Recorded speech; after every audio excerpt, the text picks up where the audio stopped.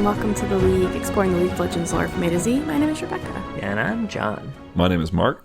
Today we're going to talk about a little bit of lore with a new motion comic that was released in client. Apparently, we couldn't find it in the client. We watched it on YouTube. And then we're going to talk... Oh, you did find it in the client. They really hit it.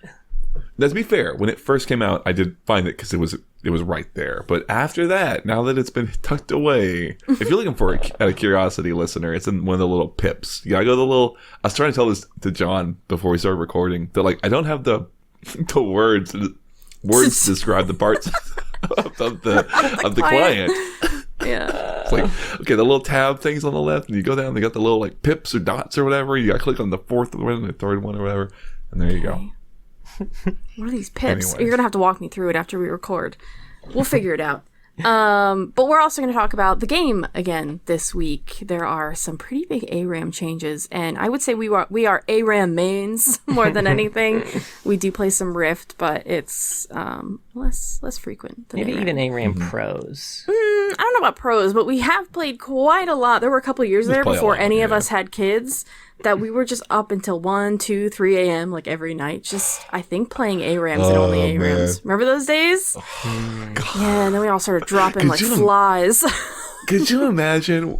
Could you imagine being one of these days? We'll have a night, right? The girls will be off elsewhere. I missed out on so much of it too because I was doing college courses. Oh, and then by the time I finished, everyone was like, babies. Well, I mean, we still play quite a lot, just not as often. Anyway. Well, something like when you're going on a long, whatever, if we're talking about the game, going on a long spree and a 6-game, 8-game night, there's something about it, where it's it's so good. It's like being in a casino, right? Where it's like, oh my God, there's you're a right, reason. Mark.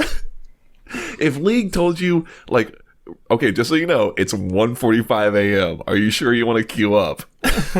It's fun if you do. Go for it. There's a million people to play with, but just so you know, it's now 2:37. I don't know, man. Doesn't your wrist and hand hurt? You're almost 40. You need to give your hand a break. Anyway, you want to talk about the motion comic first? Yeah. Let's do the lore first. Mm-hmm. So if you're coming here for the lore, then you can leave after. You can dip after. You get an early release. Yeah, come for your nut, and then John. You got spice, Jesus. Come for your nut. Mark said early release. I wasn't thinking that. I was thinking yeah, me too. You know, that's fine. Is that what you call a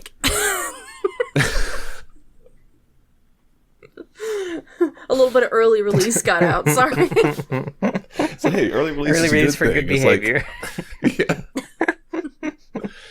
Her behavior's so good. Give me the early release. Everyone left by now. They're like, they're not getting to the lore either. I guess they're going to talk about semen. Some of those episodes. Okay. Anyway, what's her name? The champion? Yunara. Yunara. I was thinking Lunara, and I was like, it's not that. It's not Lunara. But why does it feel like it is? And it's because it's Yunara. Thank you. The Shrine Maiden. Mm-hmm. The devoted Shrine Maiden. Well, that might be the Shrine Maiden. Yeah. The title of I think it's the title of the comic and her title. I'm not sure. I think so. Yeah, I can run through the literal, and then we can talk about what we might be seeing. Yeah. So it's framed as, I think this is actually just diving into the story. This kind of gets a quick mention in the previous motion comic, one of the Spirit Blossom tales, the tale of the devoted Shrine Maiden, where Kennen is asking, Xinjiao, have you heard the tale of the devoted Shrine Maiden? And he's like, yeah, that's the name of the comic, dude. What do you want? Yeah, I read it. Eventually. Well, I'm gonna tell it anyway.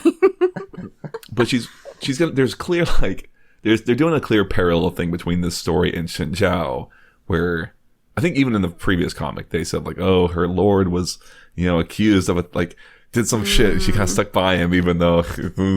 And Xinjiao's like, oh, that's my thing. That's what I do too. That's weird. Oh man.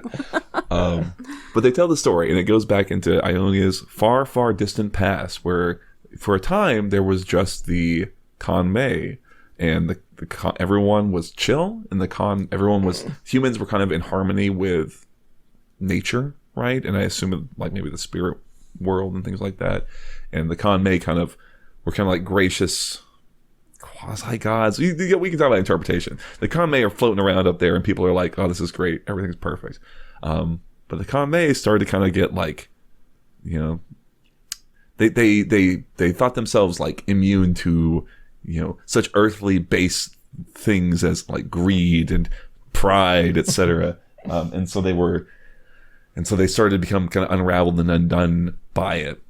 And it started to wreak destruction upon the land until one fateful night of devoted shrine maiden Yunara came to the Kanmei spirit in her shrine. And it's a very funny interaction where she's like, hey, they're killing everybody. And it's like, yeah, I don't know. That's not really my problem. Like, I don't really care. There's bigger sins. And she's like, oh, and also, they're calling themselves Kanmei. And the person's like, oh, hold the fuck up. That shit is copyrighted. I'll be up your ass with so many lawyers, okay? It's like that community meme. Like, I could draw, or I could excuse racism, but I draw the line at animal cruelty or something. So they enter into a sort of an agreement where this Kanmei will help her, but it's kind of got like the subtle like, all your enemies will be, you know, my enemies. But what does that actually mean? But they are successful in sort of waging this war across the land of Ionia to restore the balance, and they call it the War of the False Kanmei. Yeah. Right. And eventually they are successful, and as they reach the end, there's kind of a little twist where the Kanmei, who's almost sort of like inside her, like sort of like within her, and then it kind of pops out so they can do their fighting, and they kind of, you know, like her eye glows when, you know what I mean? Mm-hmm. Yeah.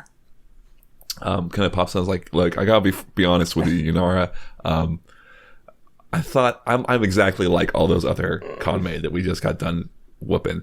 I thought that if we did this, I would change and I would become better than that, but I'm not. So I need to leave.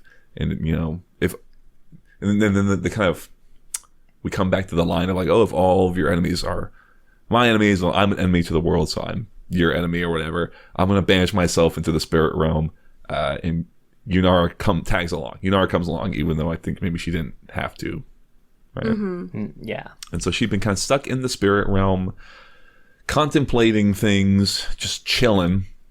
When all of a sudden there starts, you know, we kind of have her perspective in the spirit realm, and we see this sort of energy thing sort of on the horizon, which, you know, we can tie to the little snippet of the cinematic that we saw, kind of progressing the Ionia Spirit Blossom cinematic, where Xinjiao is up on that peak, and then all of a sudden the spirit realm seems to kind of like, you know, some sort of portal is opened, and then some sort of spirit realm beast is there, and he's there, and Yunara is there, so that, you know, the realms are connecting, right? And she's potentially probably going to cross over into the physical realm.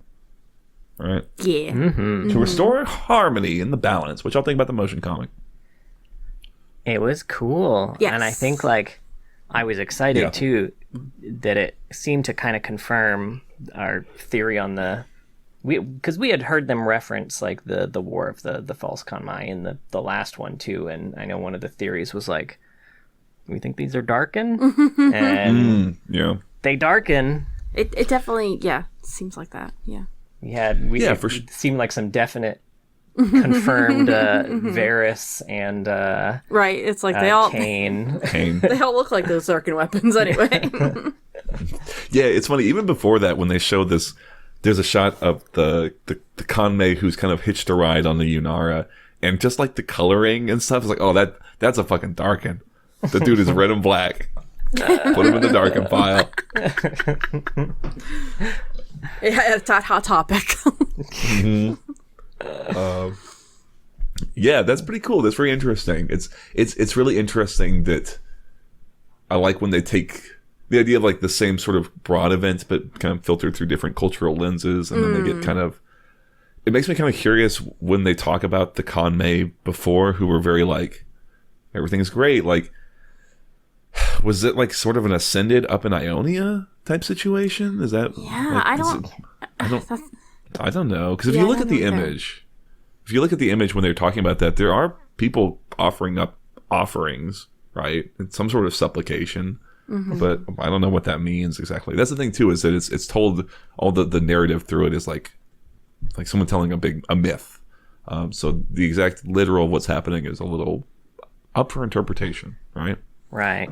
I imagine, like, when we talk about people like Volibear and Ornn and everything like that, they're technically, like, we use the term demigod, but they're also just like spirits, right? So I imagine spirits in the spirit realm kind of have the same thing, where, like, if people are actively worshiping them and giving them praise and shit like that, they're probably significantly stronger than other things. So there's probably very little functional difference between, you know, worshipped spirits in the spirit realm and the demigods that we're more familiar with. That's true, but there is more of a functional difference between those and this, like, Darkin, I guess, is right. the thing I'd say. And that's kind of what makes it a little like, it's interesting that they're not just corrupted spirits, kind of like, because like you're describing, because that's almost what I would have kind of assumed, right? So it is an interesting little twist, which, I mean, it makes sense, right? It's tying it into, like, this Darkin that they've been kind of hinting at, this really sexy Darkin, right? Takes his Darkin mask off, even, you know what I mean? Yeah. I am curious if the whole reason they call themselves Kanmai too is, like, to get worshippers away from the other spirits, thus, like, making the other spirits weaker and potentially more conquerable. Sure. I mean, I guess that would be that's probably what's happening, right? Is that, like, the false Kanmai are just Darkin who have come in and are kind of proclaiming themselves to be it. Oh, yeah, that right? makes sense. Yeah. For the exact reason you talk about. That is interesting. I wish we got more into this idea of, like, this almost like weird religious warfare where it's like you gotta collect your little Pokemon, your little Pikmin followers or whatever. I gotta go pick up some coins and shit. Come here, you. Oh man, yeah, it's cool. I like the motion comic. The art's is really neat. It's neat to see that because they're telling a myth, they've gone with this style that's a lot more.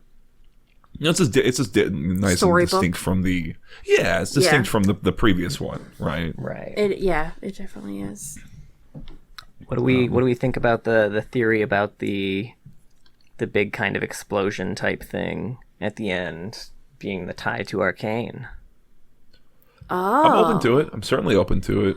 I mean, if you're going to be working with it, it's hard to for me. It's hard to remember that Arcane is still, like, canon. I know it is in my logic brain, but intuitively when I start talking about League, I still and when you're put it aside. When you're in, like, these Ionian spaces, it feels like so too different, like, to exist in the same place. But yeah, I feel like we need a visual of LeBlanc in Ionia to connect us mentally to those two areas. Get my brain it's like, there. oh shit, that's the LeBlanc from Arcane.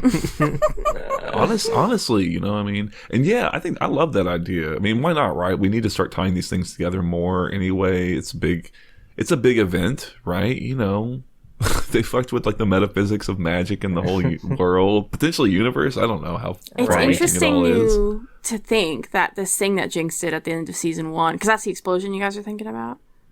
Oh no! Oh, God, I'm an idiot. The season 2 Victor shit. Season 2 Victor. That makes more sense. That explosion. Yep. Potentially that, or even like, I don't know. I was gonna say even just broadly them tinkering. Unlocking the arcane, right? Yeah, could have been touching the first wild rune that did it. Who knows? Yeah, I think of Mel being like, "Oh, the age of magic begun. The magic age has." You know what I mean? Like.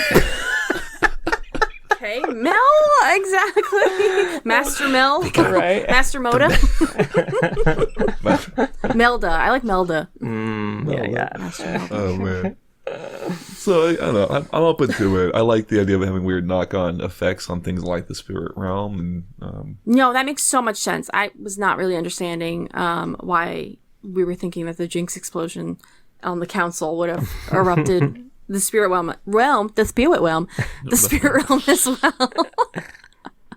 well. But yes, I really like that idea at the end of season 2, that explosion is seen in the spirit realm, and is, like, poking holes in it. Right. That's cool. Yeah. Man, Victor, just you really fucked up. Things. You really Not done just goofed it. Victor. Well, mostly. Yeah, Caitlin was mostly there. Caitlin was there. Blame Oh, a woman for a man's bad decision. Yeah. She's there. She's scapegoat. I don't know. What was I even going to say? I wanted to pull it back to the idea of trying to like amass followers because they make mention of when Yunara is entreating the Kame to come help her. She kind of makes mention of like, oh, if you like they're going nuts over there, even if you give them some sort of offering or something, that's enough to set them on a path of destruction. What's up with that? I don't know. Do you take any specific? That's a weird thing, right? Like, why would they be so upset about?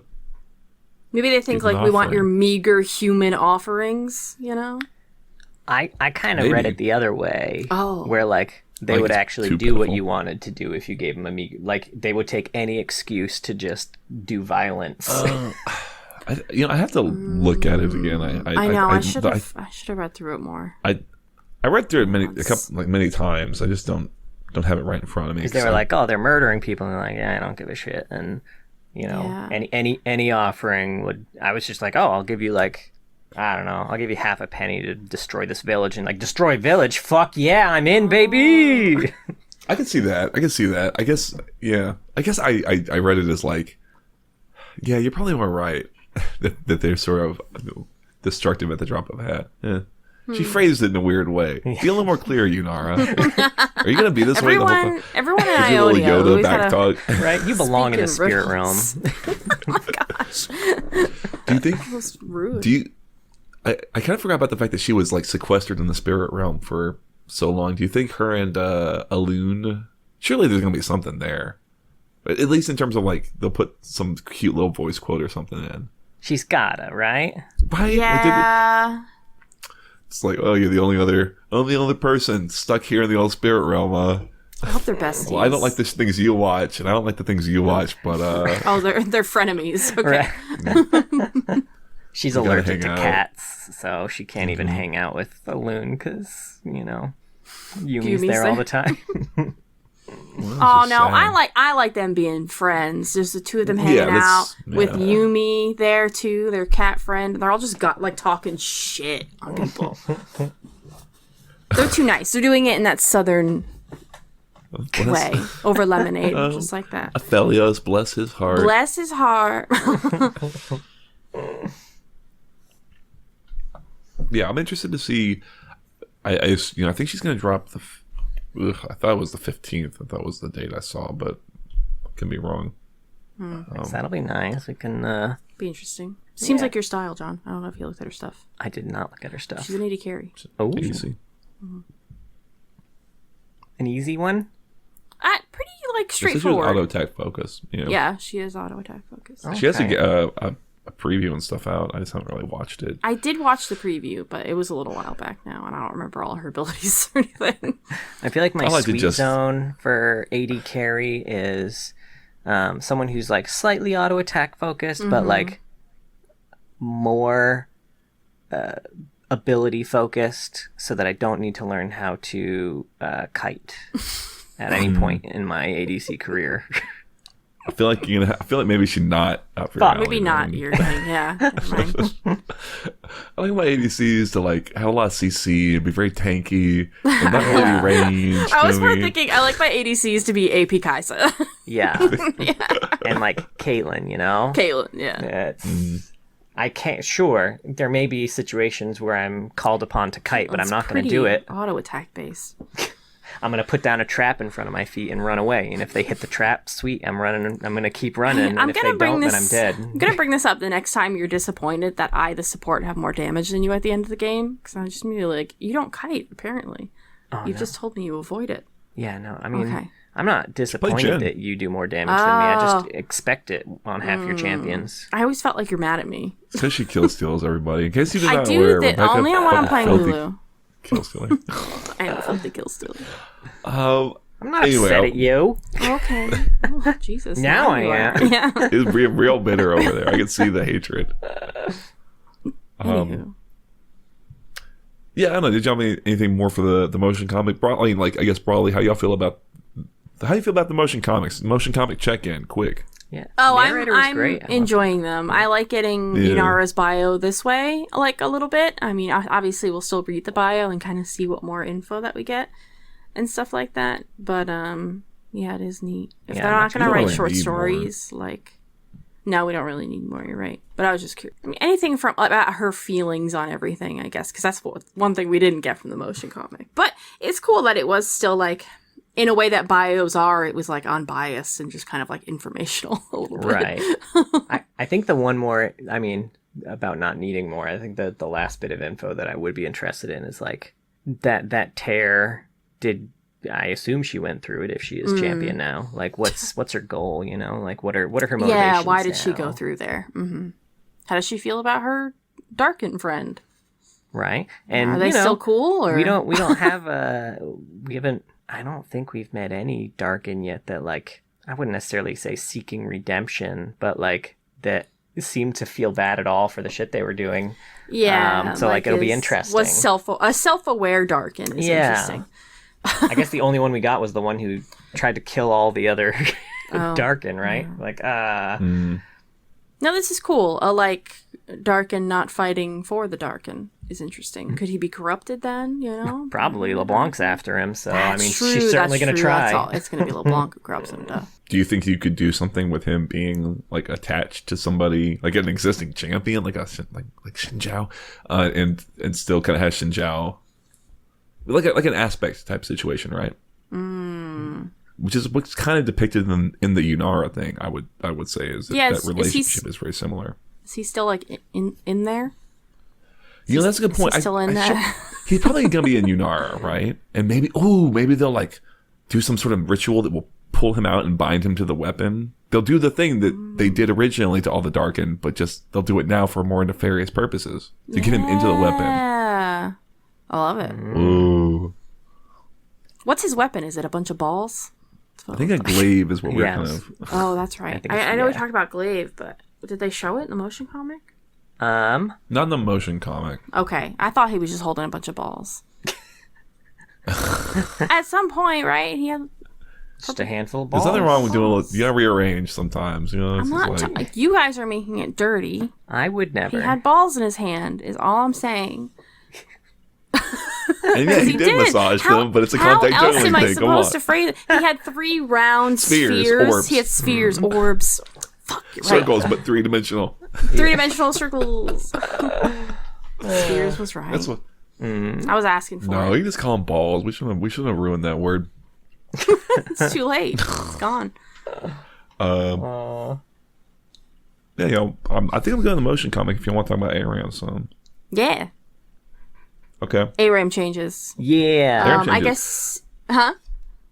I don't know. I was gonna say okay. I was gonna open with what's y'all's favorite map of the 3 maps? Which one you like playing on the most so far? I will answer that, but I did just want to say what the ARAM changes were in case people weren't aware. Right. So instead of dice rolls now, as soon as you load in, you will get 2 cards to choose from. Occasionally, you get what's called a blessing, and you'll be given a 3rd card. And I think the more champions you have, the like greater odds are that will happen. And then after that, there are now 3 maps that you'll just be randomly assigned. The original Howling Abyss, which they did not change at all, and the Butcher's Bridge. They brought that one back, and there are a couple changes in Butcher's Bridge. Mm-hmm. There's like a big cannon now instead of a portal. That's fun. And that map seems narrower on Butcher's Bridge, which was interesting. And then there's a Spirit Realm one, which that one has the portals as well. And then there's also portals that go horizontal across the middle of the map. And there's a couple little alcoves there now. A few extra walls. Couple extra walls, which John likes for playing Vayne the other and day. That was nice. You need to get a Zoe in that map. Oh man. Yeah.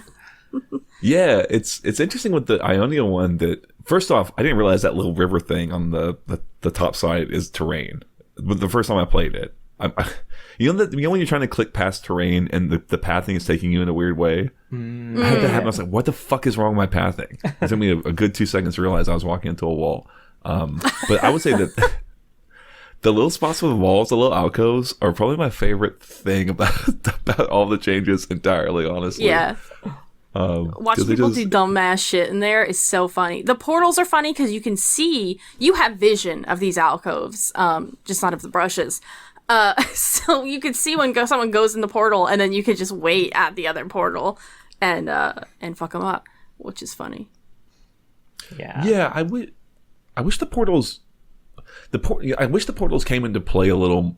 I feel like I wish they came into play more. I think of all the times I played, I had exactly one instance where I was able to really nail down someone who was coming through the portal. And, and a couple times where I could utilize it to get away. It was once or twice using it to kind of in the middle of a fight, kind of use it to get away is kind of nice. But for the most part, imagine it's great for dodging global ults. Ooh, that's smart. I didn't even think of that. That'd be the real proper tag. I don't think I've actually gone through it yet. Because I was just like... I think I may have condemned someone through it once. Interesting. Because I pinned them to the wall, but they didn't get pinned, and then I saw them going through. So I don't know if condemn will not treat the portal like a wall or not.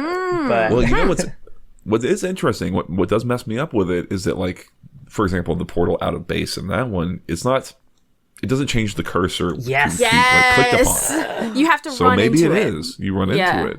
If that's the case, then I'm a little more interested, and I would like to fuck around with it a bit more. I don't know what's useful about, like, displace. I guess if you were trying to, like, get someone away, condemn someone and then get your team to catch them on the other side, you know? Yeah, or if, like, I don't want to fight this person, get him away. Yeah, send him away. Okay, I'm open to it. I'm a little more interested in it now. Yeah, for sure. I was gonna say, I like through it with Kench. I wonder. Oh, I don't we should. I mean, I'm curious to experiment with it. I guess broadly, I have been liking having the different maps. It does make me a little more. This is a little bit extra when you're going in. It's like, ooh, what are we gonna get this time? Oh, Howling Abyss. Oh, fuck me.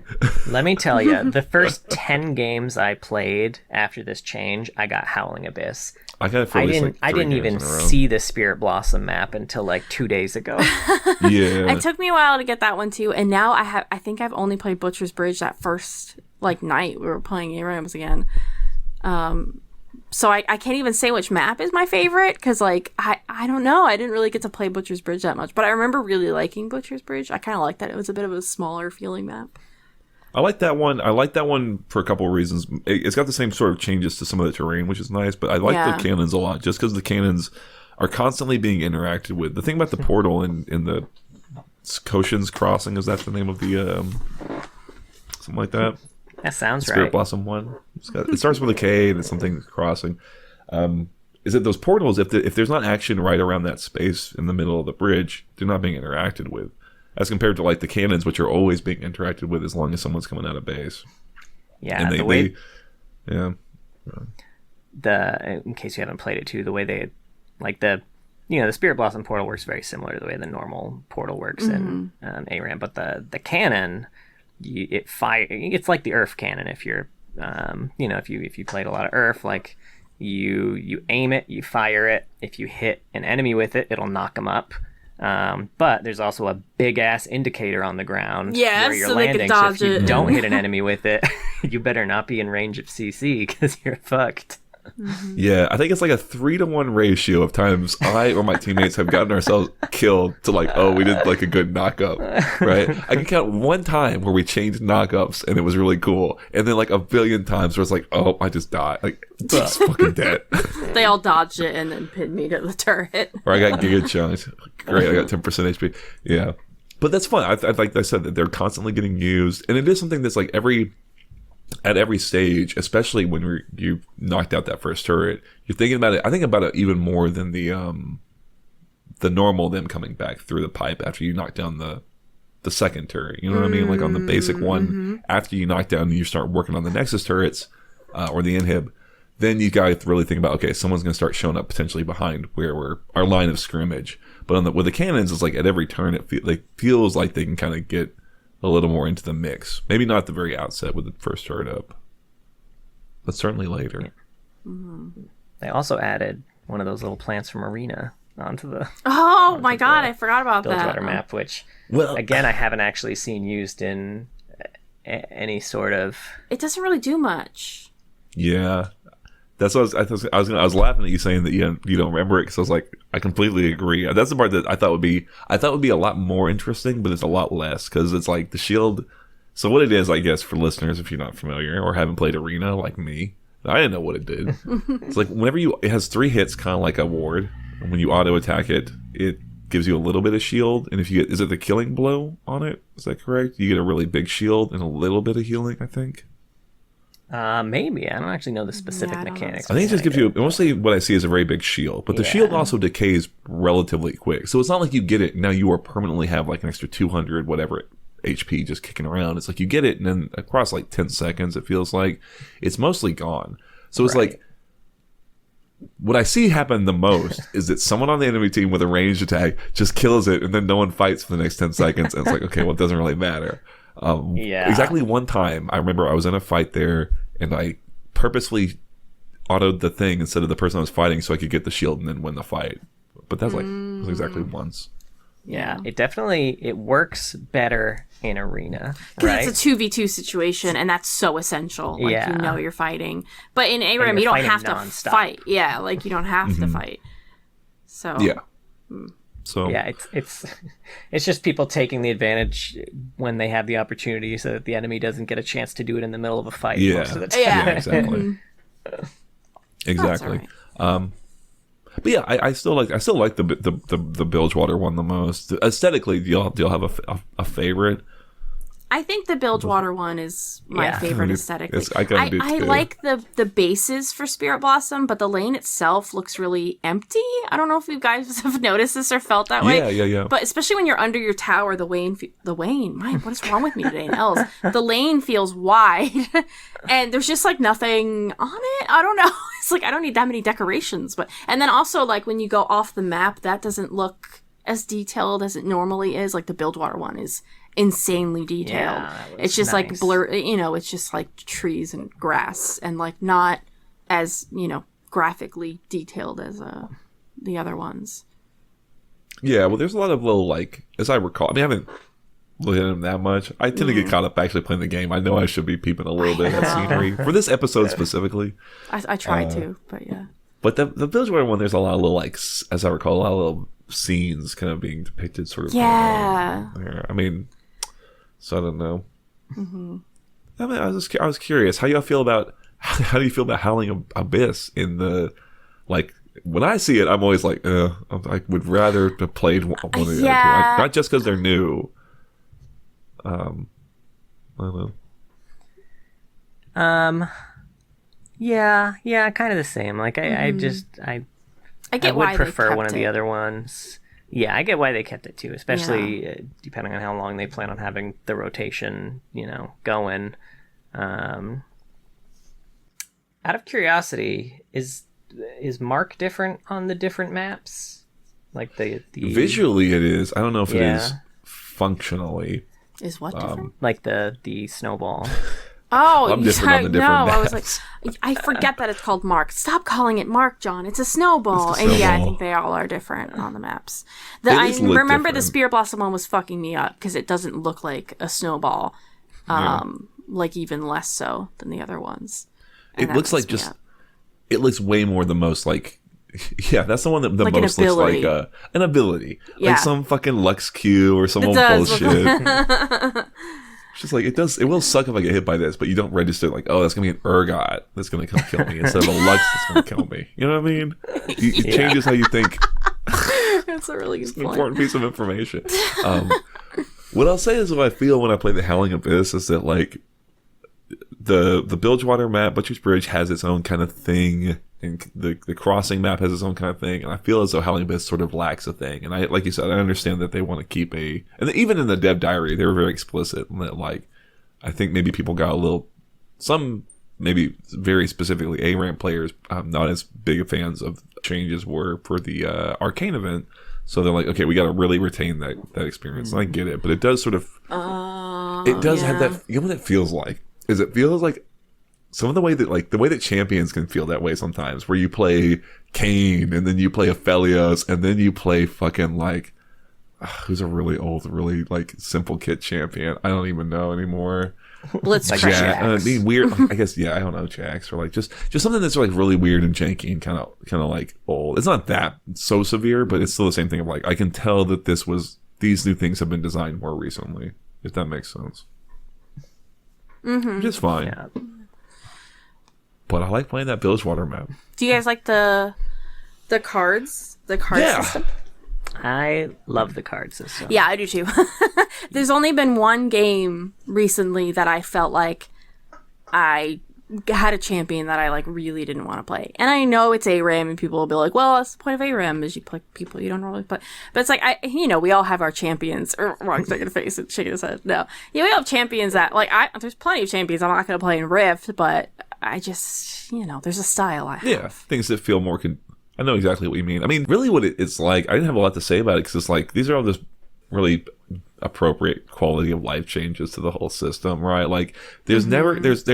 Is there anyone, raise your fucking hand, if you've ever had 2 rerolls and you didn't use the reroll? Maybe if you were really worried that someone was going to snag that, like that Lux or whatever, right? Something that everyone's going to grab and that you also really want to play. And Although they even changed it so people can't grab it right away if you do a reroll. Exactly. That was nice when they changed that. Yeah. It was basically you'd use your free reroll and then you'd keep your other reroll unless you were desperate. Unless emergency. And inevitably someone in the lobby would be like, does anyone have any rerolls left? No, I don't. You would. You'd have a reroll left, but you'd be like, no, I used my reroll. Bro. I don't have any cash. I'm sorry.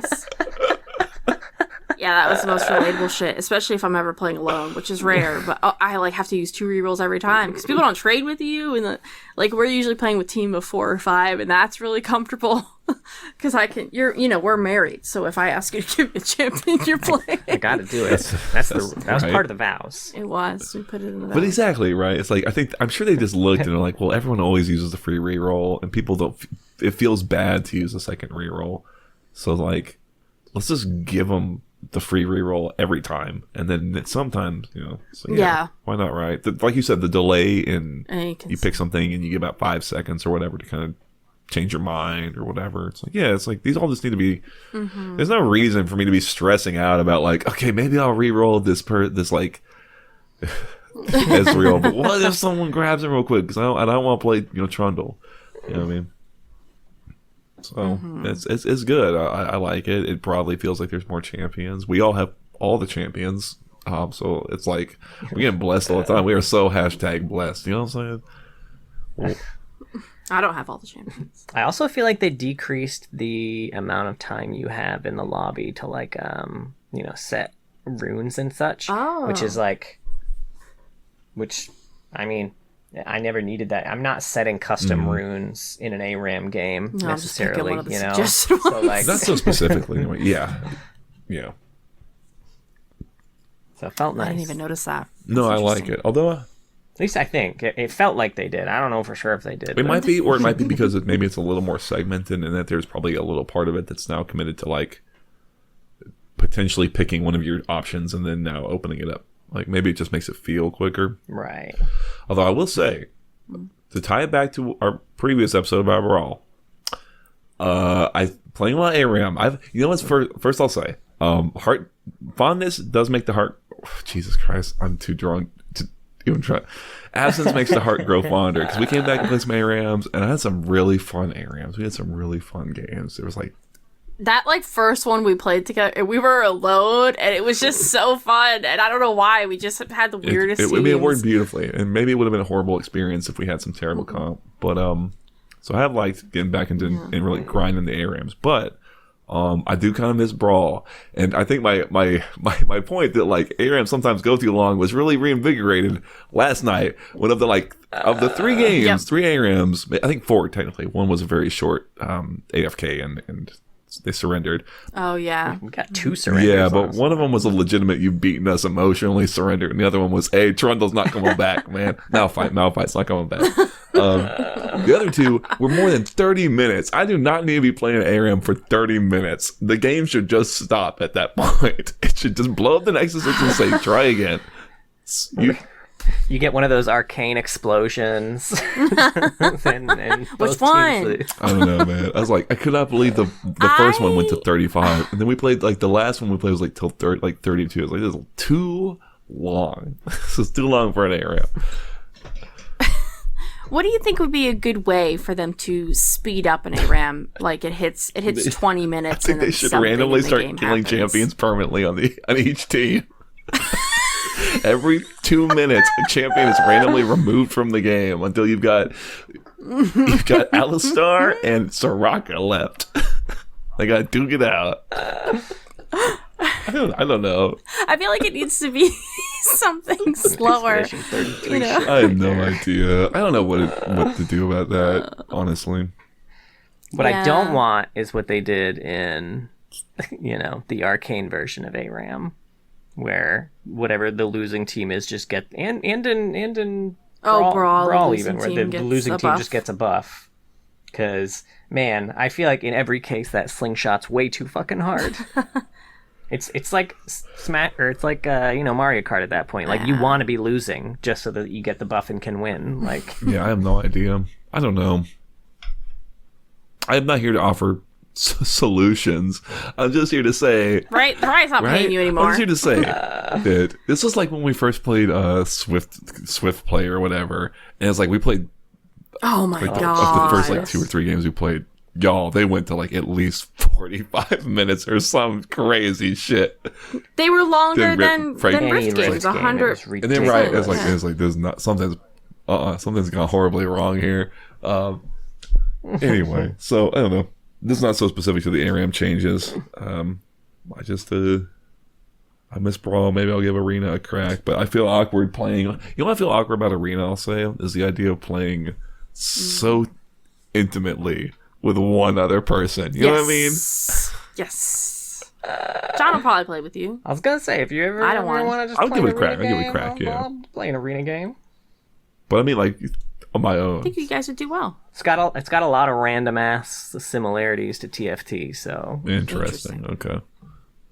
Yeah, I don't know. Yeah, okay. So I guess here's another question about ARAM changes. Would y'all prefer there being some other way of of getting a different like picking a map? I don't know. What do you think about the idea of being like?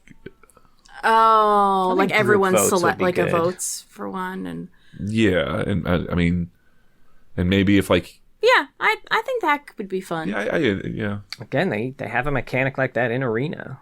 Although, I don't know, maybe then you're always going to see the same map. Maybe all this, maybe the popular vote is Spirit Blossom, and then you'll never see the Bilgewater map, I guess. Or maybe if you want to get really aggro with it, there might be champions who are better on certain maps than others. It's like, I'm playing... Which I'm sure there right. are. It's like, it's not that serious. I don't know. Spirit Blossom finally means that Talon gets to use his passive. That's exciting. Oh, hell yeah, Talon. He's been waiting. My man been waiting. Waiting in the rafters, in the wings. Oh, Brilliant Soul, too. He can... Oh, no, Brilliant Soul. Bard. He can put a portal next to the portal. But yeah, I'm liking... Overall, I like it a lot as a just an idea and a thing that they did. I'd be really excited to see them. I don't know if they're going to rotate ARAM maps as the seasons progress. That could be pretty cool. Yeah, that would be nice. I hope it's permanent, and then maybe just every once in a while, like once a year or so, they'll throw a new one in rotation. Yeah, retire one. Kind of swap them out. Yeah. Sure. Mm-hmm. Especially, yeah. I have to imagine that these past ones have been like a proof of concept, right? I'm like Arcane sure, in this one to be like, how easy is it to do this? Yeah. And the fact that after Arcane, they then went on to do Spirit Blossom and remake Bilgewater leads me to believe that it had to have been a reasonable amount of difficulty. Because if it was too hard, they wouldn't have done it. For sure. I think that's a really smart way of looking at it, honestly. Right? So, and encouraging. I like it because it's encouraging most of all. It fills me with hope, which I don't feel that often. But ARAM didn't get love for a long time. It would randomly get one minor little change. I mean, the portal was massive. That time when we were playing ARAM, so 1 or 2 in the morning, I don't think portals existed yet. You just had to run back to lane uphill both ways. And we were happy about it. Do you remember when we had played that shit? I remember customs. I have a core memory of playing an ARAM and the enemy team jungled, and so unanimously as a group, as a team, we committed to go do Baron and then go in the game, and they were so mad. But it felt like it was turnabout's fair play. It was very you really cut to the core of how people are when you play League. You know what I mean? Right. People are so spiteful and vindictive. That includes me. I don't know. I mean, honestly, I'm impressed for how often, like, for how many ARAMs I played before there was an ARAM map. I'm impressed at how few people juggled. Yeah, at like how many people adhered to the social agreement of staying in the mid lane. That's true. We really should give credit to the silent heroes who played the game. You know what I mean? So I love that this is. I mean, listen to what we're talking about, and this was just a mode that people made up for fun, and like it spread. Yeah, I assume that's how ARAM started. Yeah. It was certainly not an official thing. Which is, it's even funnier because that's all. I mean, we're describing League too. That's fair. Yeah.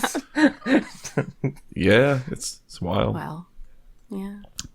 Anyway. Well, it might be a shorter one this week. How we feeling? Anything else? I'm feeling good. I'm feeling. I'm hopping ARAM. You want to hop into an ARAM, right? Yeah. I'm feeling excited. Yunara's going to drop soon, so I'll be excited to see. We need to do a new champion and see what's going on with her. And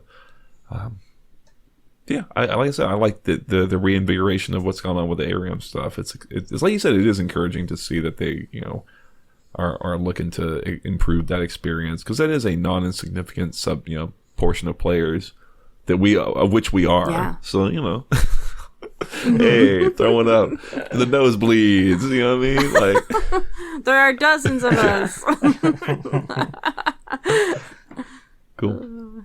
I do like the general shift that League has, or that like Riot has had in a lot of their stuff towards like, man, we have a lot of non-competitive people. Yes, you're right. Like a lot of casual League players for sure. Yeah, like movement, like hyper focusing on what is it, Path of Heroes? What's the name of the Legends of Runeterra PvE? Oh, Path of who do you remember? Path of Champions. Who do you remember is? It's probably Champions, right? I don't know why. I know it is because whenever I go to this, what is this fucking Heroes of New Earth? I always remember it because it's always abbreviated as POC, which I always find very funny when I'm reading the Runeterra subreddit. Anyway, but yeah, Path of Champions. It's a weird name. It's a very old, archaic name. But, yeah. Yeah, like having focusing on that, because they were like, oh shit, people enjoy just like playing the game and not taking it super seriously. I'm glad they're embracing that instead of like fighting so hard against it, which they did for so long. True. Yeah. Yeah, broadly, Riot, pretty encouraging. This is a real optimistic episode. Yeah, keep it up. You've shifted our tone ever so slightly. It's good to get a smile in every once in a while, folks. Now we get to hop into game and get it wiped right off our face. Ah, can't wait. Mark was raging at the last ARAMs. It was hilarious. I was getting too upset. That was the angriest I'd heard you at an ally in a while. Just vocally, by the way. They weren't in it's still a failure or anything. He's not typing. Still a failure of character on my part. No, it makes me laugh. So you're bringing joy to some other bitter human being's life. I'll say. I'm having a good day now, so. It did remind me of like young Mark, who would rage at League quite a bit more back in the day. But you've come so far. You have come so far. Except that there's a dumbass Kindred on our team. Hey, to be fair, they got their shit together, and I gave them honor. They did, or they got enough stacks. Who knows? We did give them honor. Yeah. Even if they didn't do well, it was like we felt bad trash talking you this whole game. Again, they didn't know, but they can feel it. It's in the same way, you know how when you do evil shit in like League, it fucks up the spirit realm. It's the same thing, man. The spirit realm, they're being evil, cyber bullied by us, by me. Yeah. I mean, you ever have that game where the whole team's silent and you're like, man, if they're in chat, they're saying something about me. That if they're just really fucked I assume if they're silent, then they agree that the choices I'm making are the right ones. I'm just unlucky. You know what? That's also my flaw, Mark. I agree. They're just impressed. Everyone's by all me. in speechless. Even. I mean, like, she's so brave going in by herself. That's the best Sona I ever seen. The team there. I didn't get called out like that. No, I was just trying to think like who's the squishiest champion to go in solo. Right. How do you play Sona and ARAM? Anyway, that's our ARAM chat / Yunara. Almost called her Lunara again. Thank you so much for listening. We have a Twitch, twitch.tv/loreheads. John streams there on Saturdays. He starts with an indie game and then does TFT and ARAMs with viewers. We have a YouTube. John will put some streams up there he put his VODs up there of his streams occasionally. And you can see our beautiful faces as well if you'd like to. Mark's yawning. I mean, yeah. It's okay. I am. If you come to the video, you can see it. She's not bullshitting. Or is she? I don't know. No, I'm trying not to yawn. Because we're talking about it. We have a Discord. You want to find some people to play League with or chat with or post some silly memes that we don't understand because we're too old? Please join the Discord. And we have a Patreon. Thank you so much to all of our patrons. But a very special thank you to our Medarda tier patrons, Mr. Dead and King of Hearts. If you were calling upon the favor of Darkin in order to murder people, I would not call Daddy Darkin to murder you back. Wow. Okay. I would let you do your thing. But even the slightest offering sends them into a spiral of rage. John, yeah. Come on. And also, they're Wake up, Daddy. No. Wake up, Daddy. Speaking of being too old. Oh my gosh, shut up. God, those commercials. Anyway, I don't think we know what we're talking about next week. We never know what we're talking about. I mean, we did this time. We'll figure it out. I mean, just in general. Oh, I got you. Yeah. But please be sure to join us next time, because we will talk about something League related. Probably lore.